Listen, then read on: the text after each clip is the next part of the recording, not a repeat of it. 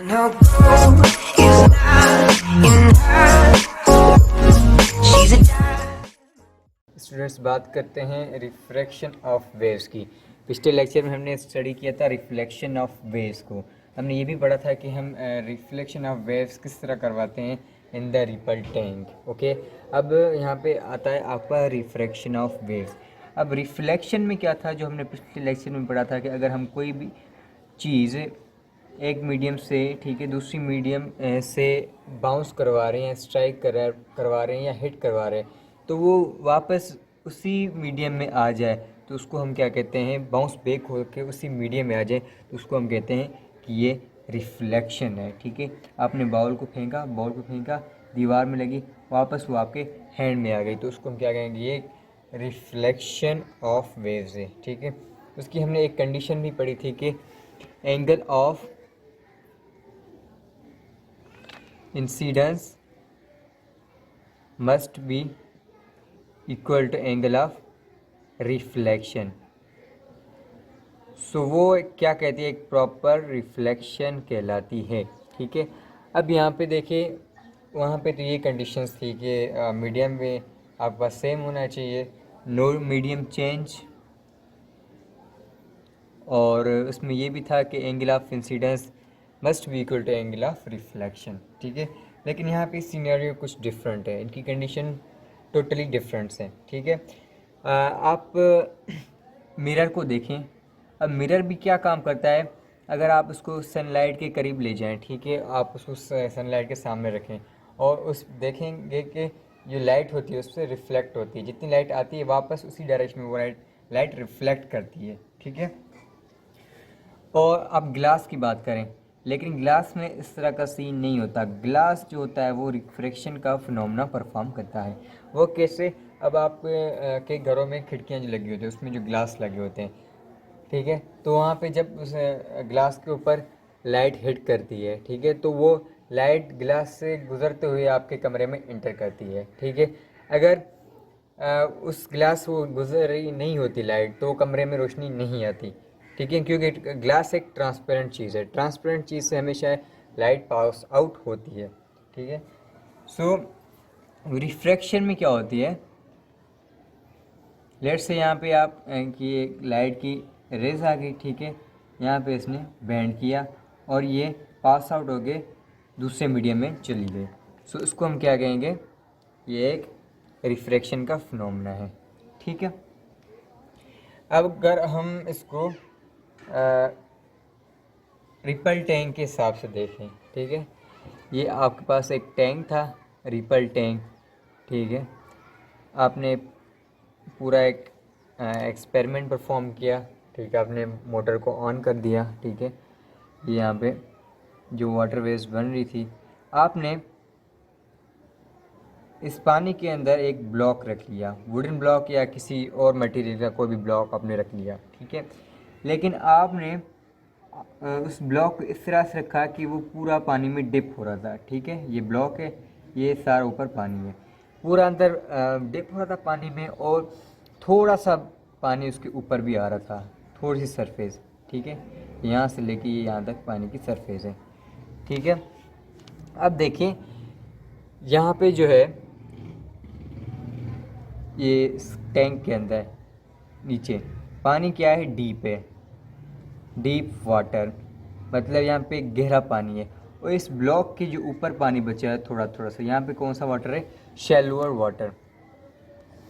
Shallower water किसको कहते हैं, यहाँ पे पानी की मिकदार बहुत कम होती है, उसको हम कहते हैं शैलोअर वाटर। ठीक है, अब जब आपने मोटर को ऑन किया, ठीक है, ऑन करने की वजह से पानी में एक वेव प्रोड्यूस हो गई। ठीक है, एक बड़ी सी वेव प्रोड्यूस हो गई। ठीक हो गया,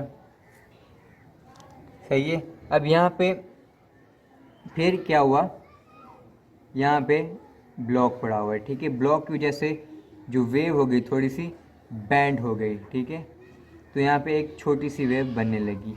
ये यहाँ पे छोटी सी वेव क्यों बनने लगी, क्योंकि यहाँ पे डीप वाटर था, पानी की स्पीड ज़्यादा थी और पानी की मालिक्यूल्स भी करीब करीब थे और बहुत ज़्यादा थे। ठीक है, इसलिए यहाँ पे जो वेव बनी वो बहुत बड़ी बनी, ठीक है। क्रस्ट से लेके ट्रफ तक जो डिस्टेंस था वो बहुत ज़्यादा था। वेव लेंथ यहाँ पे बहुत ज़्यादा थी, ठीक है। लेकिन यहाँ पे वेव लेंथ क्यों छोटी बनी, इसकी एक वजह है, क्योंकि यहाँ पे पानी की जो डेप्थ है, ठीक है, वो बहुत कम है, बहुत थोड़े से मिकदार में पानी मौजूद है यहाँ पे, इसलिए ये यहाँ पे बैंड होके वेव, ठीक है, एक छोटी सी वेव बनी। जितनी पानी ज़्यादा होगा उतनी वेव लेंथ ज़्यादा होगी और उसकी स्पीड भी ज़्यादा होगी, ठीक है। अब यहाँ पे आप एक नॉर्मल बनाएंगे, ठीक है, जहाँ पे ये रिफ्लेक्ट हो रहा है। अब यहाँ पे देखें, यहाँ पे देखें, ये जो एंगल ऑफ इंसिडेंस है वो क्या है, एंगल ऑफ रिफ्रैक्शन से बहुत डिफरेंट है, ठीक है। ये दोनों एंगल आपस में बराबर नहीं है। So angle of incidence not equal to angle of refraction.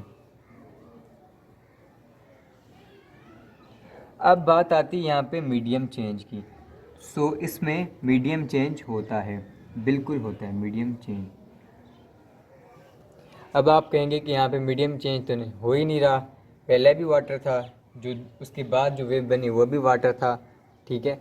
लेकिन आपकी बात ठीक है, लेकिन यहाँ पे जो पहले वेव बनी, ठीक है, वो एक डीप वाटर की एक वेव थी, एक बड़ी सी वेव थी। लेकिन जब वो रिफ्रैक्ट हो गई, बैंड हो गई, ठीक है, तो वो एक छोटी सी वेव बन गई, ठीक है।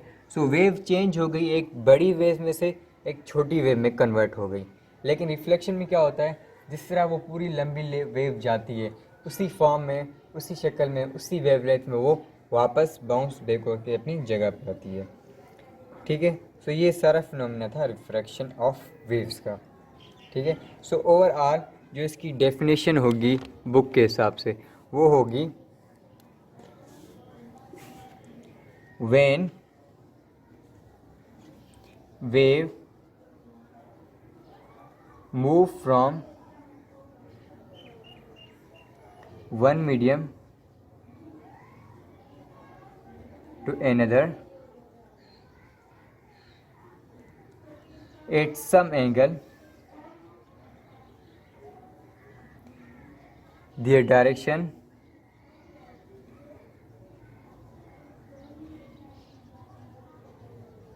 travel may change।